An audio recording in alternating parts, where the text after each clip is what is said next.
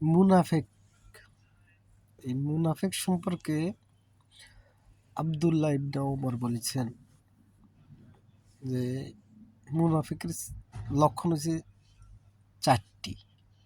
আমরা অবশ্য আগে জানতাম 3টি। তো এই 4টি লক্ষণের মধ্যে যদি একটি লক্ষণও যদি কারোর মধ্যে দেখা যায়, একটি লক্ষণ, সে হচ্ছে মুনাফিক।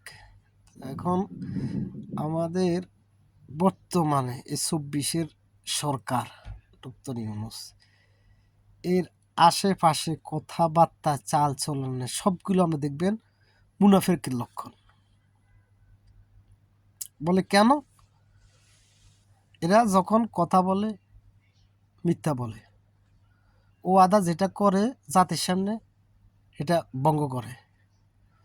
এদের কাছে এখন আমানত রাখবেন, আমানত খেয়ানত করবো। আর 4 নাম্বার যেটা হলো, এরা কথায় কথায় গালাগালি, কথায় কথায় কথা যদি তর্কে কোনোভাবে কোনো কিছুতে আপনার সাথে না পারে তখন গালাগালি অথবা আপনার শারীরিকভাবে নির্যাতন করব, মানসিকভাবে নির্যাতন করব।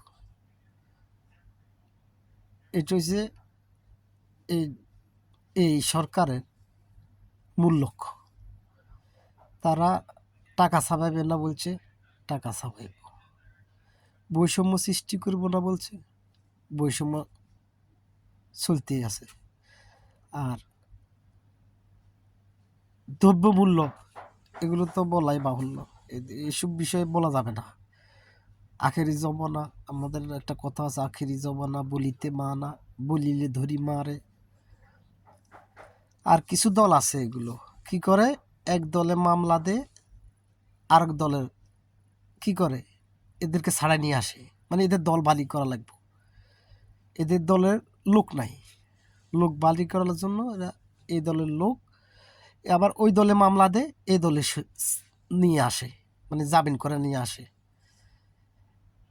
এই হলো আমাদের দেশের অবস্থা। ওরা দল ভারী করব, সংখ্যায় ভারী করে মানুষকে দেখাইব, এরপরে মানুষের সাথে মারামারি কাটাকাটি করব।